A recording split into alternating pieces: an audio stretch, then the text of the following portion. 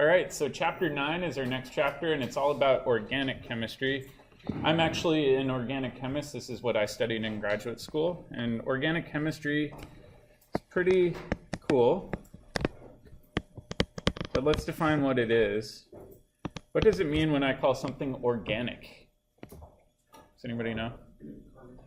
Has carbon. So it contains carbon.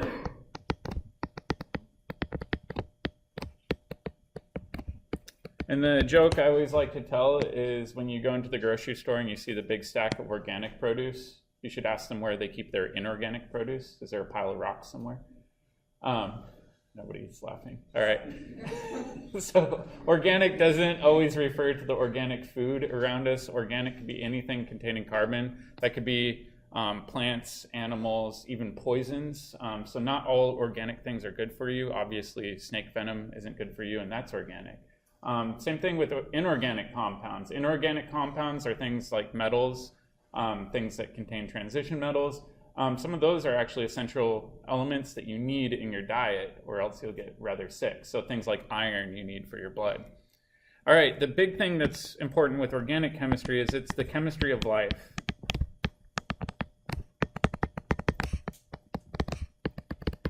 If you think about the human body contains primarily organic compounds. So let's take a look at the elements in the human body.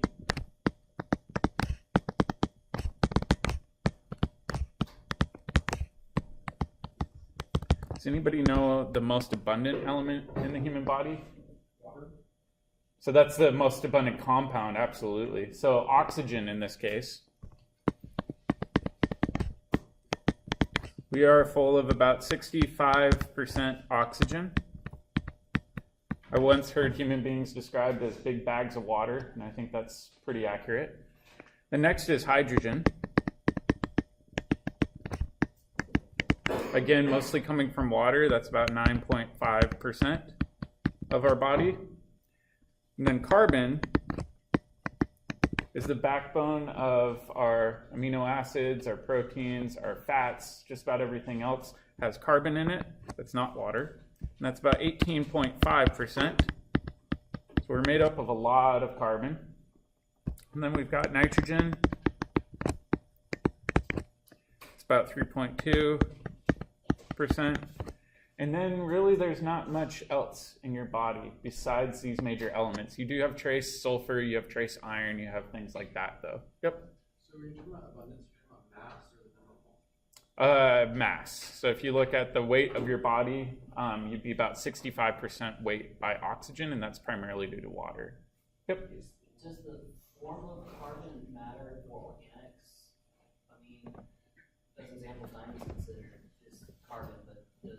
That's a good question. So organic compounds in the most general form are anything that contains carbon.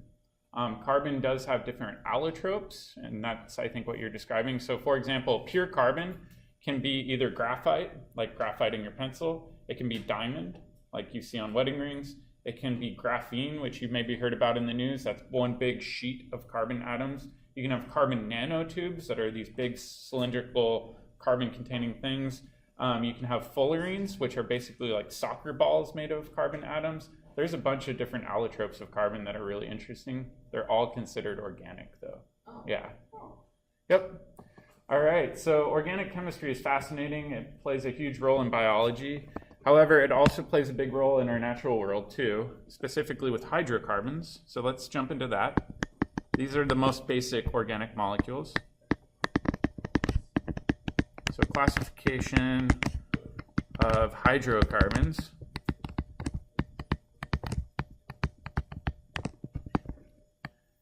And a hydrocarbon is basically anything that is made of carbon and hydrogen.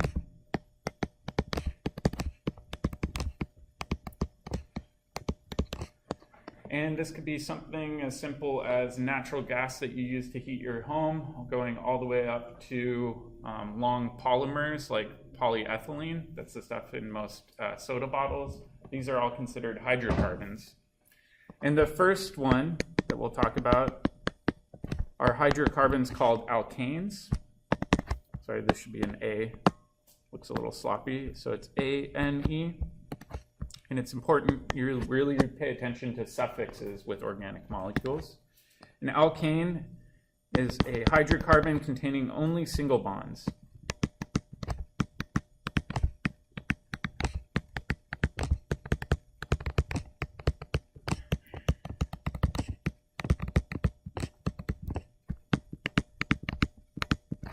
So a good example of an alkane would be propane. This is a common fuel for stoves and for some homes. You can heat with propane. And propane's molecular formula is C3H8. And if we try to draw the Lewis structure for this, right, we know the backbone has 3 carbons. So we'll go ahead and do this. And we know we've got 8 hydrogens, and if you try to evenly space these around, you can do that.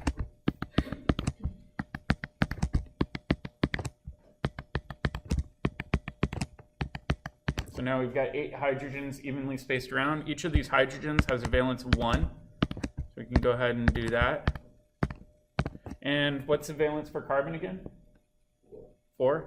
So we can go ahead and say 1, 2, 3, 4. 1, 2, 3, 4, 1, 2, 3, 4, and we can connect these up. And you can see pretty clearly we don't need to do any double bonds because we already have full octets around every atom and we've drawn the Lewis structure correctly. Make sense?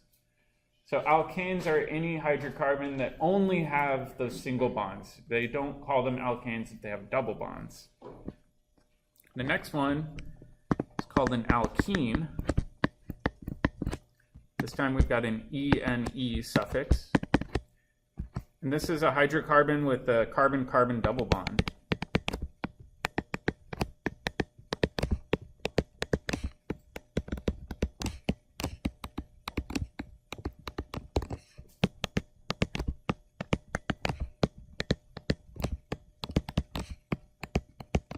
And a good example of this is ethylene.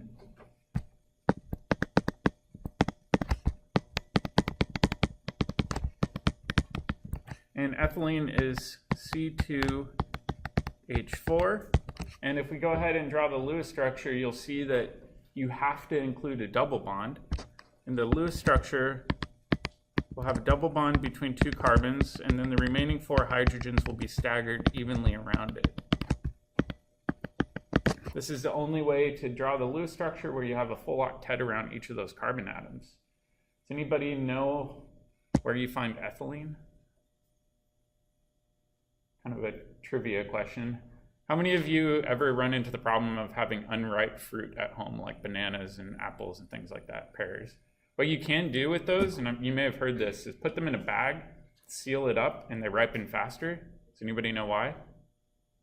So the plants actually release ethylene. The ethylene is used as a ripening agent to actually cause them to ripen faster. The other cool thing that I didn't know until recently was in eastern Washington, where we grow most of our apples, in order to prevent the apples from rotting, they put them in these warehouses where they suck all of the oxygen out and have these things that absorb all of the ethylene to prevent them from ripening. So even though we picked these apples last fall, you're eating them today and they taste like they were just picked, right? So they're sucking all that ethylene away to prevent it from ripening. Pretty interesting. But if you go into those warehouses, you actually have to wear an oxygen mask. Otherwise, you'll suffocate. All right, next one. These are alkynes. So this has a YNE suffix, and what do you think this might be? Following the trend? Triple bonds. So hydrocarbon with a carbon-carbon triple bond.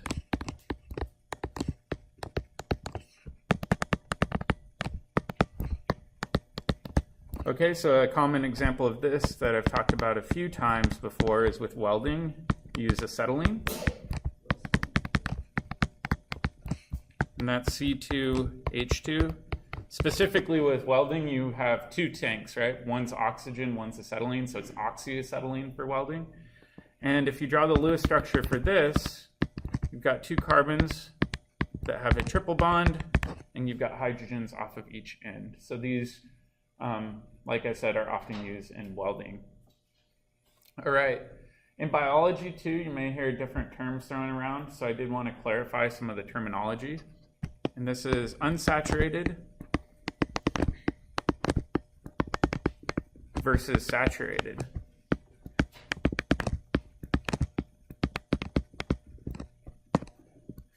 All right, so let's go down and look at it.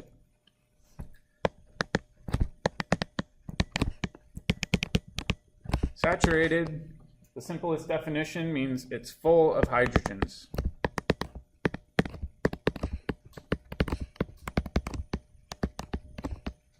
Meaning you can't possibly fit any more hydrogens on the carbon backbone.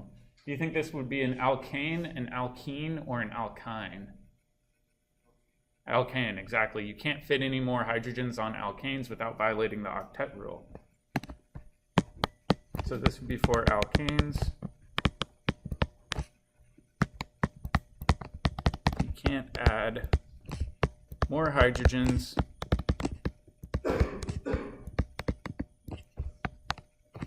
without violating octet rule.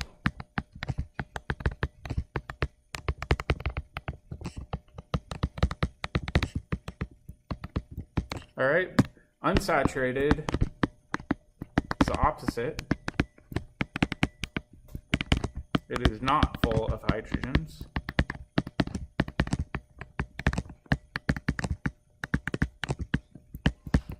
And this would fall under the category of alkenes or alkynes.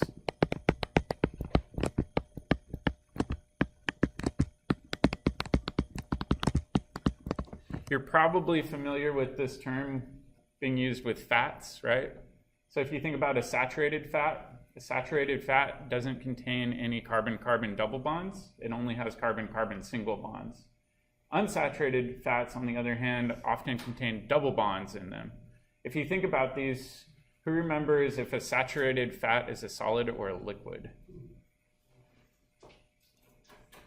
Typically a solid. So things like greases are saturated fats. The reason they are solids is because they don't have any double bonds. They pack really tightly, and they prefer to be in their solid form rather than a liquid form. Unsaturated fats have all these kinked double bonds in them. They don't stack very nicely, and because of that, they behave as a liquid. We'll talk more about that later. All right. The other interesting thing, too, is you can actually convert unsaturated fats to saturated fats. How many of you cook with Crisco? Nobody cooks with Crisco. Has anybody seen Crisco? Yeah, so it's used a lot in cooking. The problem with that is what they do is they take unsaturated fats from plants, so vegetable oil, right? And then what they do is they hydrogenate it. So they put it in a big chamber with hydrogen gas with a catalyst, and they just pressurize it until that hydrogen gets absorbed. You change a lot of the double bonds to single bonds, and it turns into a solid. What's the downside? Does anybody know? It's disgusting. It's unhealthy. If you've ever heard about trans fats, sometimes it doesn't work entirely right, and you actually flip fats to their trans form, and we'll talk more about that later. All right. So let's take a look at a common tool that can be used.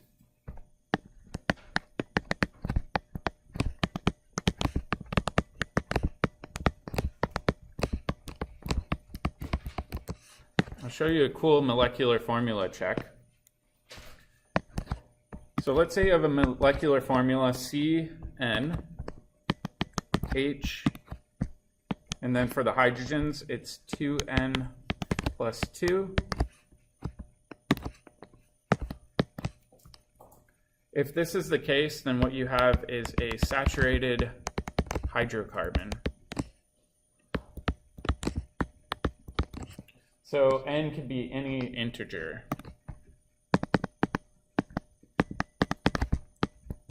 So N equals a whole number. So you can do this check really quick just by seeing a molecular formula to determine whether or not you have a saturated hydrocarbon or a non-saturated one. Alternatively, if you want to, you can just quickly draw out the Lewis structure and see if it makes sense that it's an alkane or an alkene or an alkyne. So that's a common check you can do. So for example, let's say I've got C5H12. Is this Saturated or unsaturated? Saturated, right? Because if we look at this 12, we'd say, all right, N equals 5.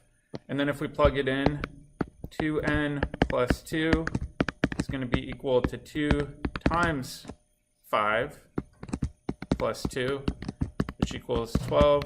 So we'd say check, this is saturated. So you don't even have to draw out the Lewis structure if you get good at remembering this formula. Make sense? All right. Now let's do a little bit of review for shapes.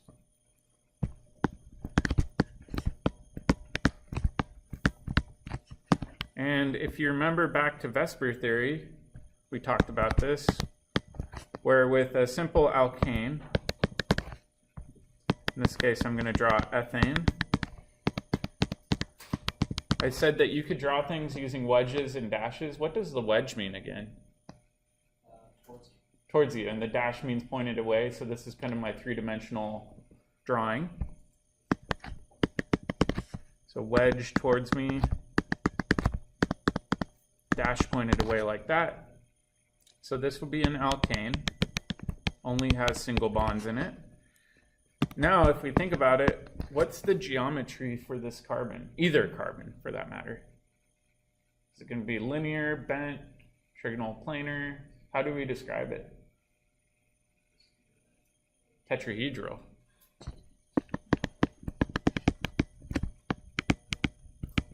Because it has 4 bonded atoms and no lone pairs, it must be tetrahedral.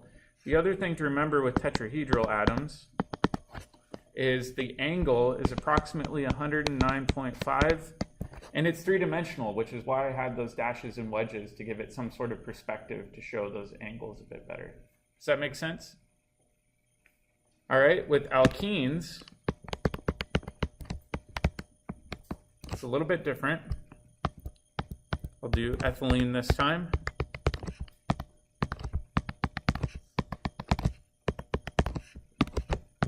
What's the geometry for this carbon? It's not tetrahedral anymore. Trigonal planar, exactly. Now it's planar. We don't have to use dashes or wedges because it's flat.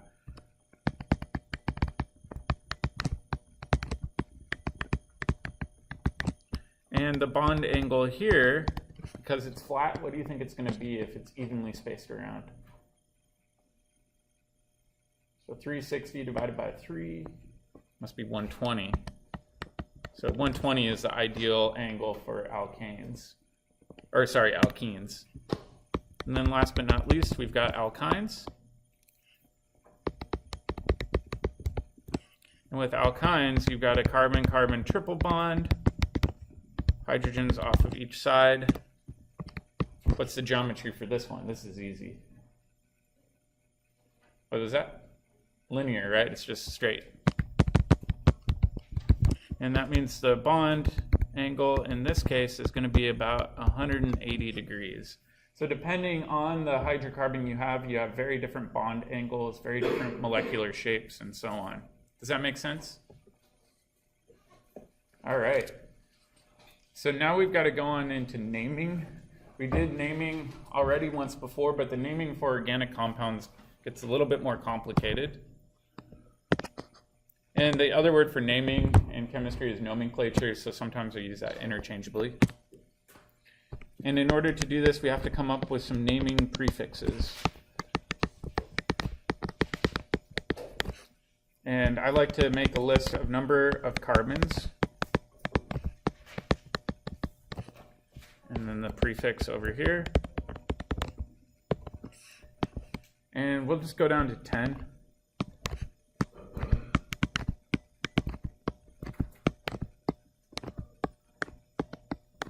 Okay, so the prefix for one carbon is meth. So some people will chuckle and say, like the drug? Absolutely like the drug. So methamphetamine has one extra methyl group on it, so that's why it's called meth. All right, does anybody know what the prefix is for 2? Death? Not quite. It's eth. All right, and then 3. is prop, as in propane. Propane has 3 carbons in it. Next one for 4 is bute. Not but, it's bute. The next one after that is pent. And then after that for 6 is hex. And then 7 is hept. And then after that is oct. And then after that is known. And then the last one is dec. So these are the major prefixes for organic compounds. I will say these ones are easy to remember because it's how we describe shapes, right? So like pentagon, hexagon, heptagon, octagon, and so on. The first 4 are the tricky ones. So the meth, eth, prop, and bute. So try to remember those. I know students come up with all sorts of weird acronyms and mnemonic techniques to remember those, but those are the tough 4 to remember. The remaining ones after those just follow shapes. All right. And like I said before, we have to be very careful with suffixes.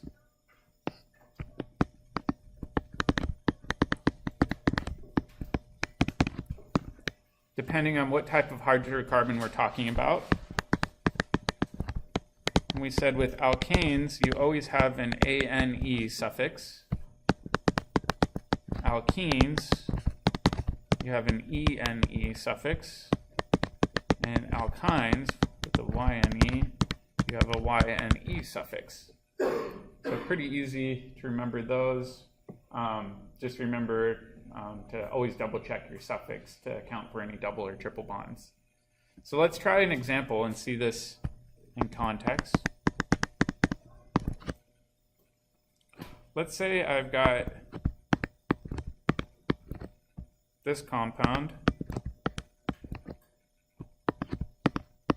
I'm going to draw in all my hydrogens.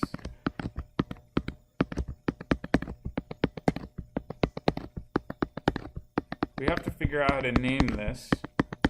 And before we do, is this a saturated hydrocarbon or is it unsaturated?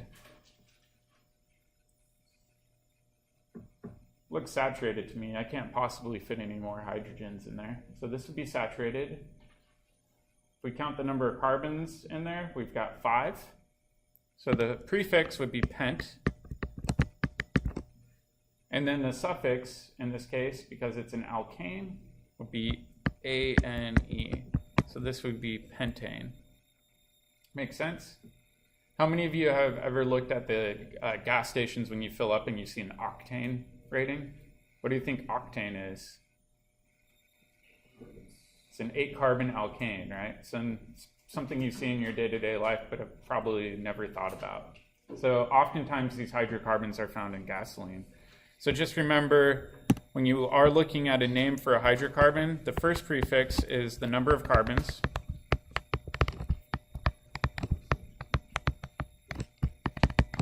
In the backbone. And I call it the backbone because it kind of looks like the backbone of the molecule. It's 5 carbons in a row. And then the ane suffix means it's only single bonds.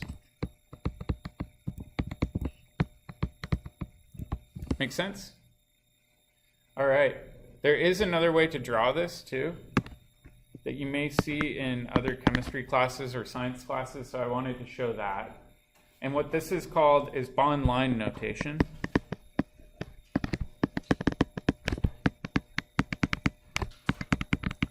And with bond line notation, what they do is they kind of assume that you know where all the carbons and hydrogens are and show it as a zigzag.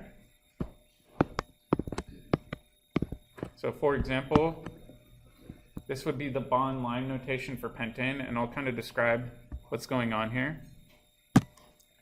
Basically, anytime the line zigs or zags, there is a carbon.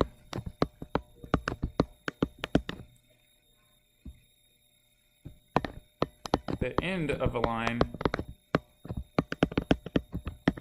is also a carbon. In and then hydrogens are not shown.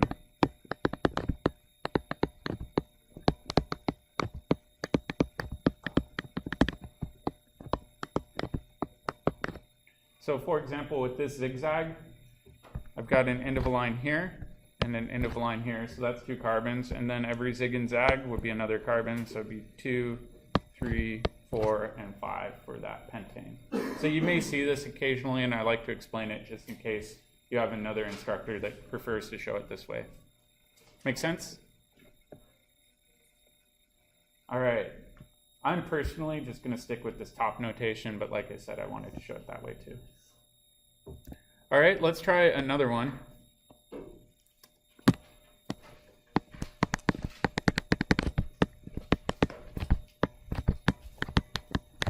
So draw a propene. So I'll give you a minute to do that, and then check with your neighbor to see if you're drawing it correctly. I'm going to move this chart down while you're working on that.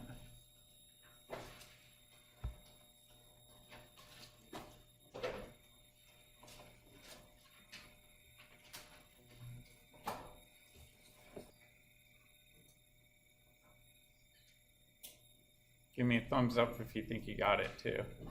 2 people?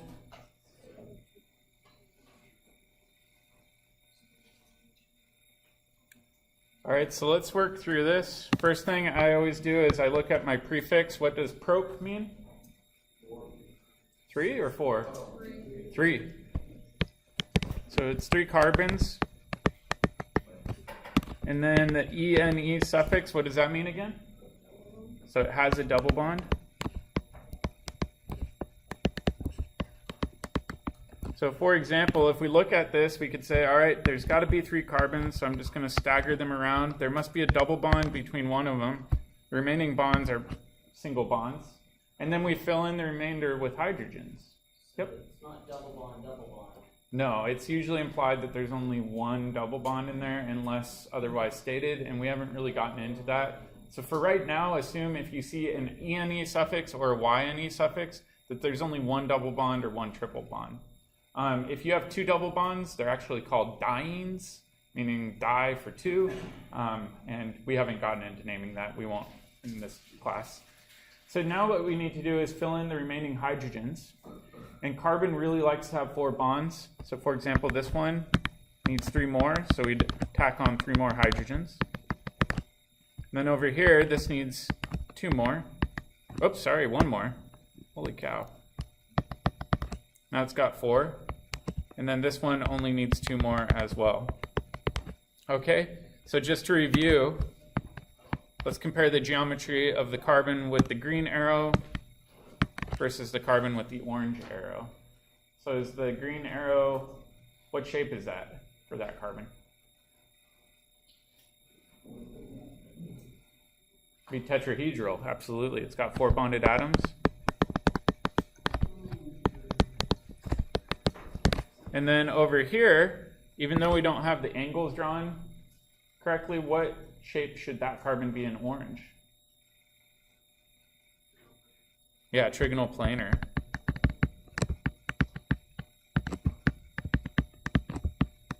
All right, so now you know how to convert between the name, if I give it to you, all the way out to the drawing for that molecule. It's pretty convenient. Make sense? All right.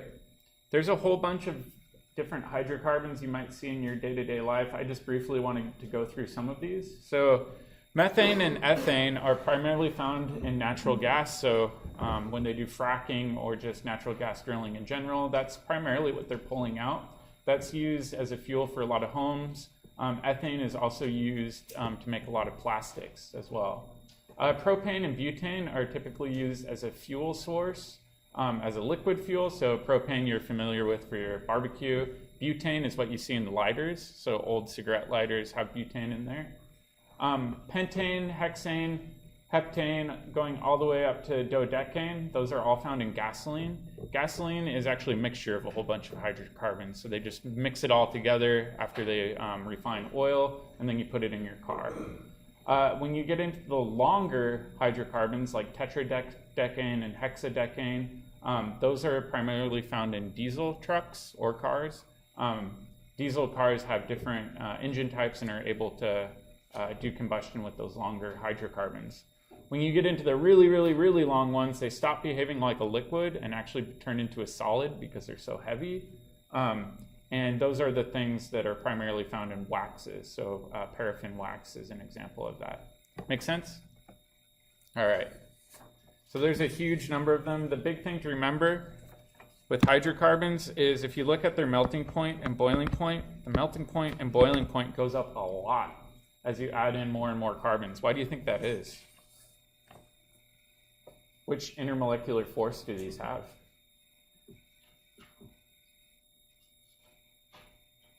Anybody remember for hydrocarbons? Is it hydrogen bonding? I would say no hydrogen bonding. We don't have a hydrogen on the phone. It's not dipole-dipole because it's not polar. What's left?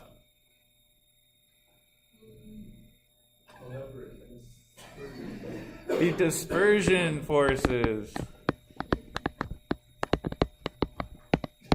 If you remember with dispersion forces, I said it gets stronger with surface area. Is there a comprehensive test? What's that? Is there a comprehensive exam today of everything?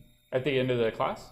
Yeah, the final exam will cover just about everything we covered. I don't expect you to memorize all the random names, but just the basic ones that we've been covering. Yeah, we'll do review towards the end though, so don't worry. Yep.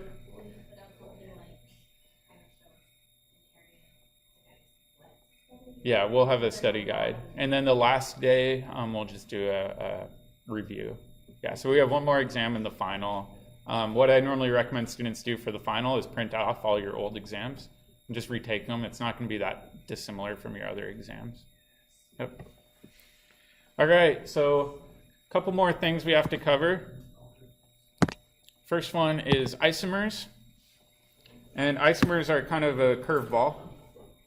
Isomers are compounds with the same molecular formula, but a different connectivity.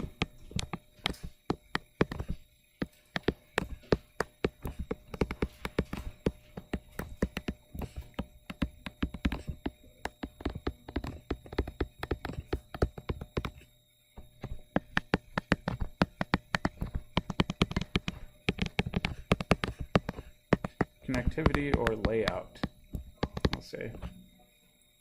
All right, so let's take a look at a couple of these. So C4H10, this is a saturated hydrocarbon, right? So for example, with this one, you could say, well, maybe it's 4 carbons all in a row with hydrogens like this.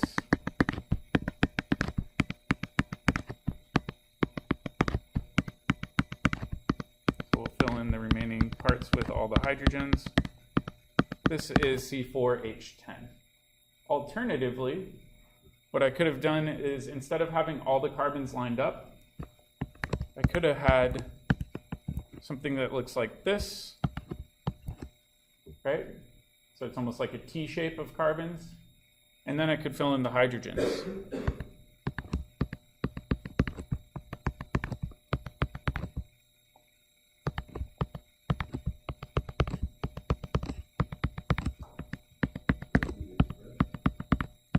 That's the problem with molecular formulas, is it doesn't tell you which compound you're referring to, right? Organic chemists really like to draw compounds out or name them very specifically to avoid any confusion. These are very unique compounds.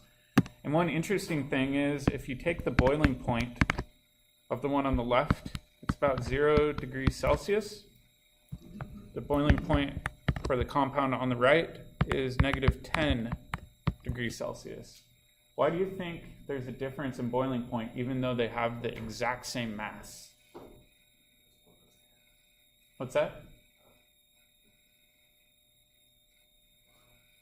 What did we just talk about with the intermolecular forces?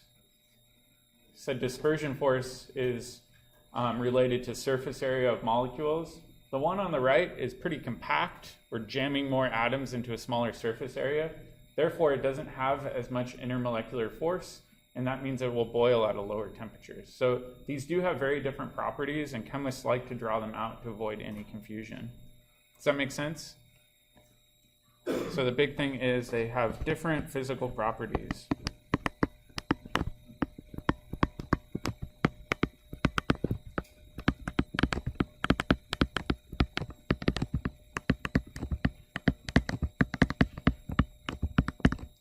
All right, so I'll give you a project to work on here. Let's do all of the isomers we can think of for C5H12. So one more carbon on there. And then check with your neighbor to see if you can get them.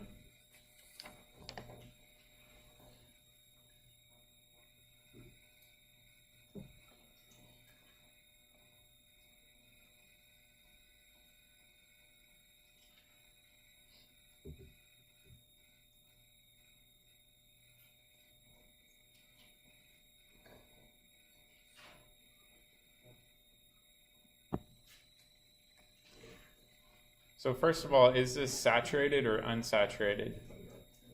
It's got to be saturated, right? Okay, so this is saturated. It means it's an alkane. Let's just knock off the easy one.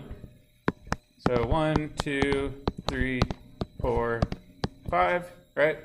I'm not even going to bother drawing in the hydrogens right now, just because we know we're going to fill them in. So we'll do that next. The other thing we can do is have branching, right? So for example, I could say 1, 2, 3, 4, and then have a branch of one methyl group or one C coming off somewhere here. So maybe it's like that. And then students will say, well, what about this one?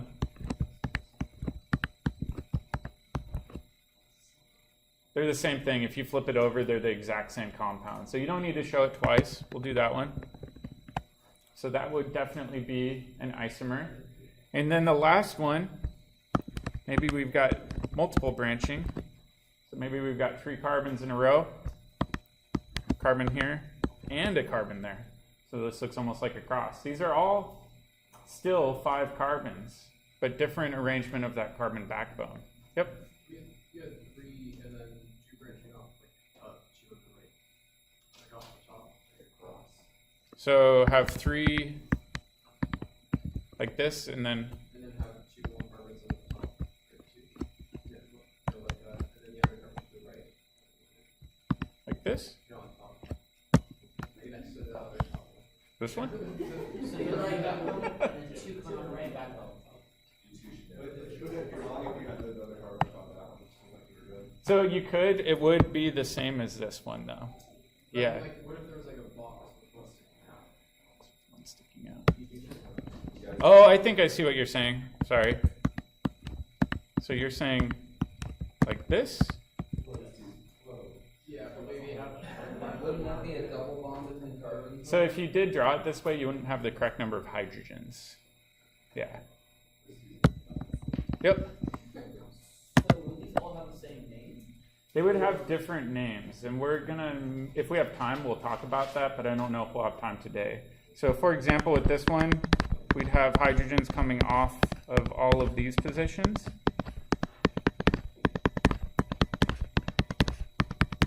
So let's quickly just fill in all of our hydrogens.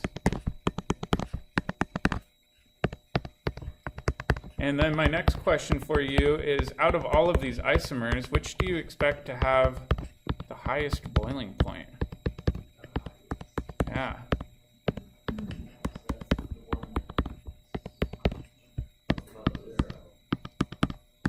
So you might want to look at our previous example to help predict. The first one, why is that? I'd actually go the third. Well, the more branching, the higher the boiling point. Not quite. So if we go back and we look at this one, you see how we had more branching for the one on the right, and it had the lower boiling point. So in this case, more branching leads to the lower boiling point. So this one, because it's got the least branching, this would be the highest boiling point. It looks happier. The other thing I've heard students describe this as is these are like long spaghetti noodles. Spaghetti noodles kind of get tied up with one another. That means they interact strongly with one another and they would be harder to boil than something that's compact. So that's another example you could use. So that would also mean that the more branching, the lower the boiling point. Exactly. More branching lowers the boiling point. It's a little bit weird that way. But like I said, isomers have radically different properties. All right, we've got one more type of isomerism I want to show you.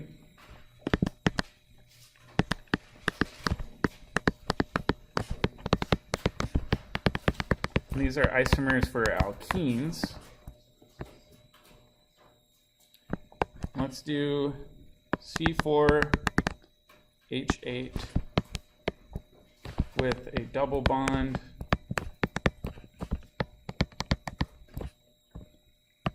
between the central carbons.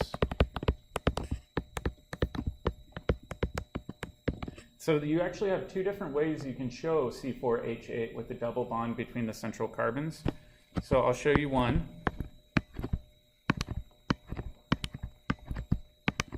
So for example, with this one,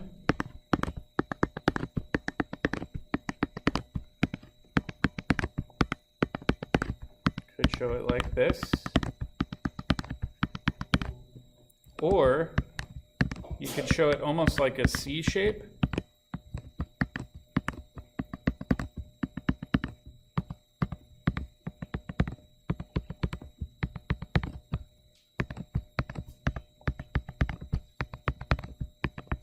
Like this, right? So we've got both of these are C4H8, and both have a double bond between the two central carbon atoms. And so we, as chemists, need to differentiate these. And what I like to do when I'm looking at these is draw an invisible dashed line, or an actual dashed line, I guess, between your double bond. And you notice how these hydrogens are on opposite sides of that dashed line. This is referred to as a transalkene. The hydrogens are on opposite sides.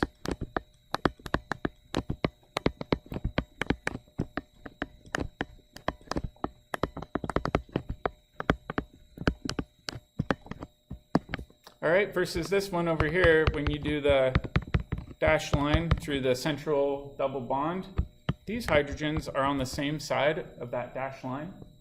This is referred to as a cis alkene.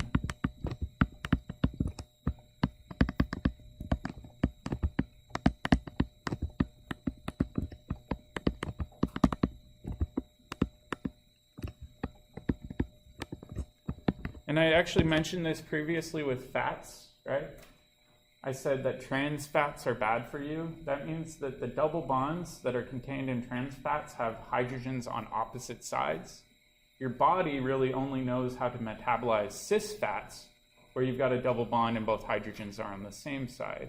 It's kind of weird, but your body is very, very, very picky about the type of fats that it can process, and it has a very hard time with trans fats. If you see anything with trans fats listed in the ingredient, it's really good to steer clear of those foods. They've shown that even a trace amount of trans fats increases your risk of heart disease tremendously. The tricky thing in the United States, fun fact, they're actually allowed to report foods as trans fat free, even if they do have some trans fats in there, and that was more the food industry saying, hey, we can't cut all of it out, so we're just going to say there's not very much in there and say there's none. So if you do want to get politically active, you can press the government to change that policy. All right, for your pod, it says to identify functional groups for aspirin and Tylenol. Skip that part. Still look up the structure, though, and write down the structure of Tylenol and aspirin, and we'll do the functional group namings tomorrow.